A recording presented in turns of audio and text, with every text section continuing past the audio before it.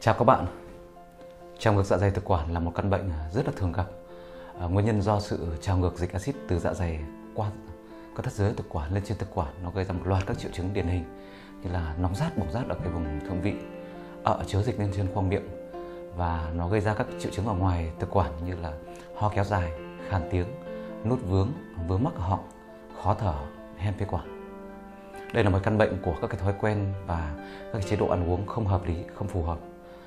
Chính vì vậy mà ngoài việc điều trị bằng thuốc thì chúng ta cũng phải thay đổi lối sống. Hôm nay Phòng So bọn mình sẽ giới thiệu với các bạn 10 loại thức ăn nên và không nên để chúng ta kiểm soát được vấn đề trào ngược dạ dày thực quản được tốt nhất. Xin mời các bạn.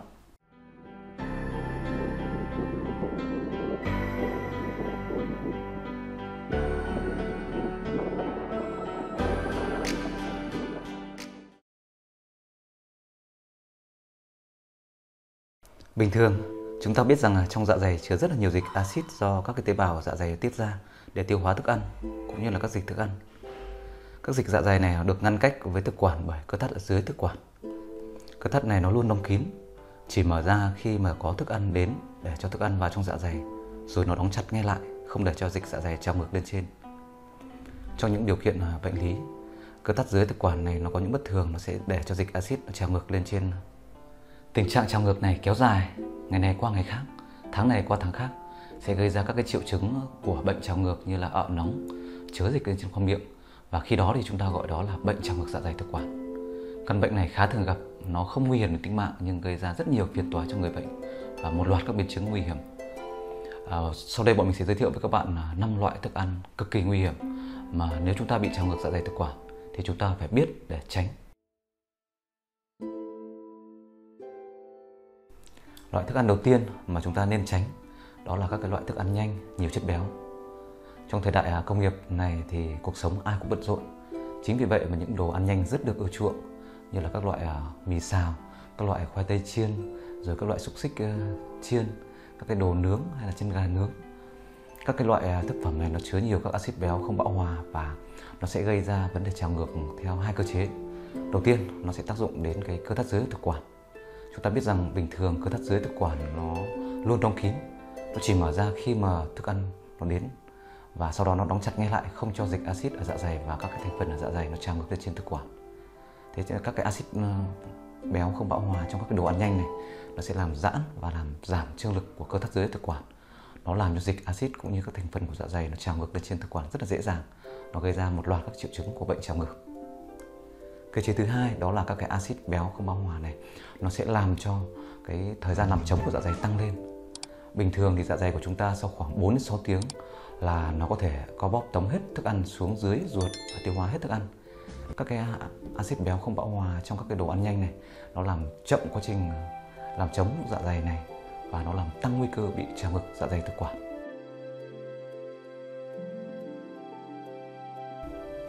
Thực phẩm thứ hai mà không tốt cho vấn đề trào ngược dạ dày thực quản đó là caffeine.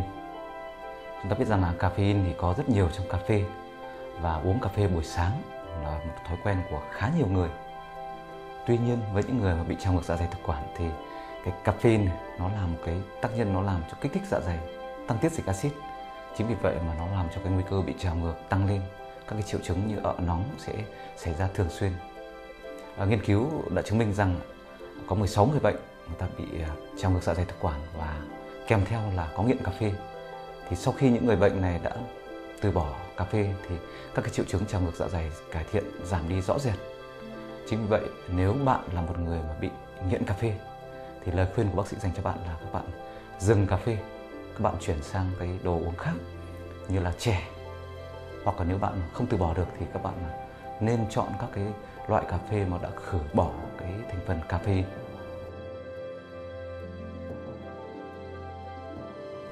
Thực phẩm thứ ba cần tránh đó là sô-cô-la. Sô-cô-la là một cái đồ ăn rất là ngon miệng và không thể thiếu trong các ngày lễ tình nhân. Tuy nhiên thành phần của nó thì có chứa caffeine, có chứa methylxanthin và theobromine. Cái caffeine là một cái chất mà chúng ta đã nói ở phần trước, nó sẽ kích thích dạ dày, tăng tiết dịch axit. Ngoài ra thì cái methylxanthin và theobromine nó sẽ làm giãn cái cơ thắt dưới thực quản và làm giảm trương lực của cơ thắt dưới thực quản. Nó gây ra cái tình trạng trào ngược dịch axit ở dạ dày lên trên thực quản rất là dễ dàng. gây ra các triệu chứng của trào ngược.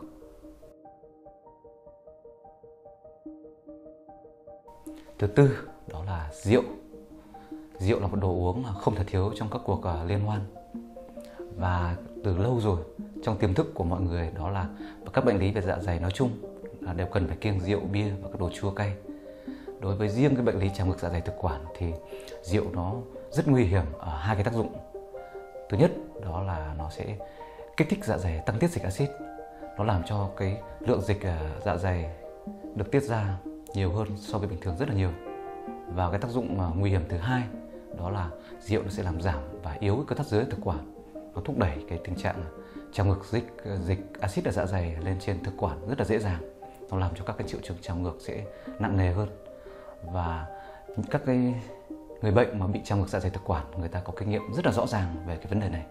Hễ uống rượu, uống bia, uống rượu là các cái triệu chứng trào ngược sẽ rõ ràng và nặng hơn rất là nhiều. Có thể nói rằng rượu là một cái thực phẩm nguy hiểm nhất mà người bệnh trào ngược dạ dày thực quản cần phải tránh. Thứ năm đó là các loại hoa quả chua. Chúng ta biết rằng các loại hoa quả nó cung cấp các vitamin và các khoáng chất rất là cần thiết cho sự phát triển của cơ thể và cũng như là duy trì một cái cơ thể khỏe mạnh. Tuy nhiên, có một số loại hoa quả cụ thể nó có thể làm xuất hiện các triệu chứng trào ngược hoặc là nó làm cho các triệu chứng trào ngược dạ dày thực quản nặng nề hơn.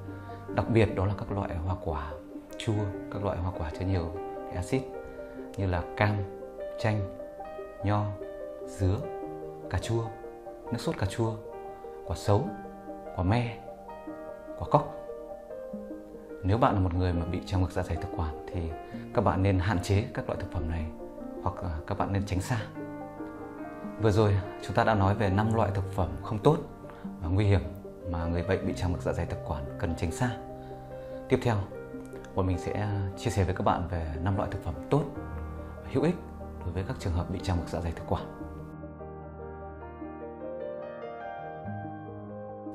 Đầu tiên đó là gừng. Gừng là một trong những thực phẩm nó hỗ trợ cho đường tiêu hóa tốt nhất bởi những cái dược liệu tự nhiên trong nó. Đầu tiên phải kể đến đó là các cái dược liệu nó có tính chất kiềm tính ở trong gừng. Nó sẽ giúp trung hòa dịch axit ở dạ dày lên khi nó bị trào ngược lên trên thực quản. Và cái nhóm dược liệu thứ hai trong gừng có đó là các dược liệu có tính chất chống viêm rất là mạnh. Chính vì vậy mà nó sẽ giúp làm dịu, làm giảm quá trình viêm ở đường tiêu hóa.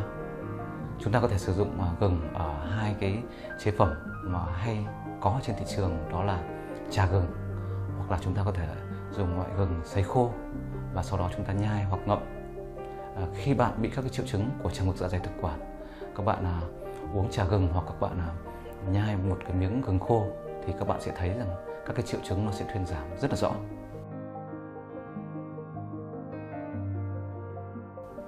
Thực phẩm thứ hai đó là sữa yến mạch. Rất nhiều bệnh nhân bị trào ngược dạ dày thực quản thường để ý thấy rằng các cái triệu chứng trào ngược của họ xuất hiện rất là sớm sau bữa ăn sáng một thời gian ngắn. Nguyên nhân đa số là do chúng ta lựa chọn cái thực phẩm ban đầu, thực phẩm đầu tiên trong bữa ăn sáng nó không đúng, như là các cái loại thịt, các loại xúc xích hay là các loại bánh rán.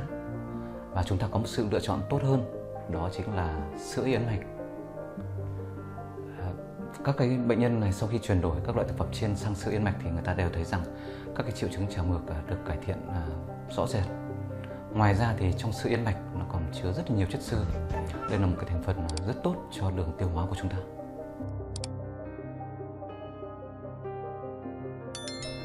Thực phẩm thứ ba tốt cho những trường hợp bị trào ngược dạ dày thực quản đó chính là sữa chua.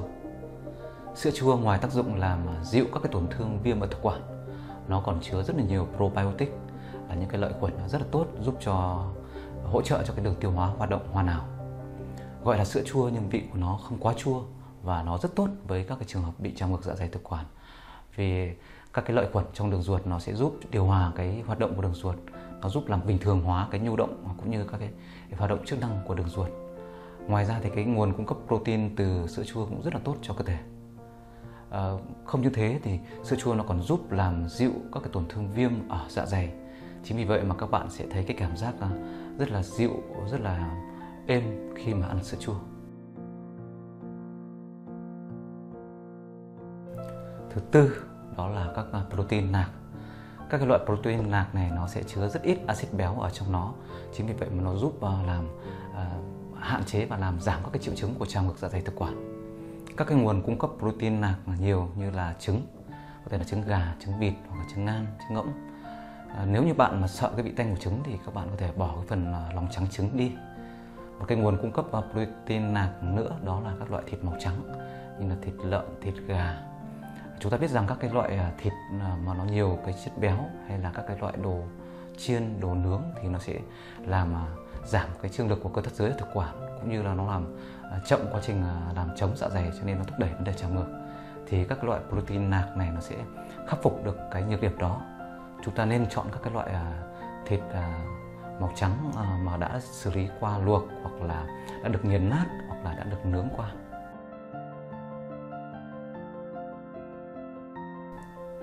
Cuối cùng đó là các loại hoa quả và rau.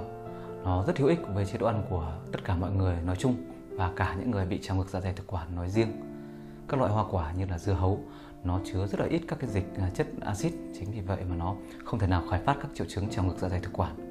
Các loại hoa quả khác như là chuối, lê, táo và tất cả các loại hoa quả không chua khác nó đều rất là tốt cho những người bị trào ngược. Chúng có thể được dùng bằng cách là ăn sống hoặc là chúng ta chế biến như là ép lấy nước trái cây. Các loại rau nhìn chung là nó tốt trong chế độ ăn của những người bị trào ngược, nhưng chúng ta phải đảm bảo là chúng ta phải loại trừ ra hành tây, cà chua và hạt tiêu. Các loại rau củ quả được khuyến cáo đó là các loại củ như là khoai lang, khoai tây, cà rốt, củ cải trắng. Các loại rau thì hầu như các loại rau xanh cũng như là các loại nấm đều được khuyến cáo sử dụng. Trên đây là 5 loại thực phẩm tốt nhất và nguy hiểm nhất mà người bệnh trào ngược dạ dày thực quản nên và không nên sử dụng. Bọn mình cũng muốn nhấn mạnh với các bạn rằng đây chỉ là những cái phương pháp để hỗ trợ cho chúng ta điều trị trào ngược dạ dày thực quản, chứ nó không thể thay thế được các cái thuốc điều trị trào ngược dạ dày thực quản, cũng như là các cái phương pháp thay đổi lối sống mà bọn mình đã trình bày ở những phần trước, như là giảm cân, kiểm soát cân nặng, hay là chúng ta kê cao đầu giường trong khi ngủ. Chúc cho các bạn luôn mạnh khỏe, và nếu các bạn có bị trào ngược dạ dày thực quản thì các bạn cũng sẽ sớm khống chế được cái căn bệnh này. Cảm ơn các bạn đã chú ý theo dõi.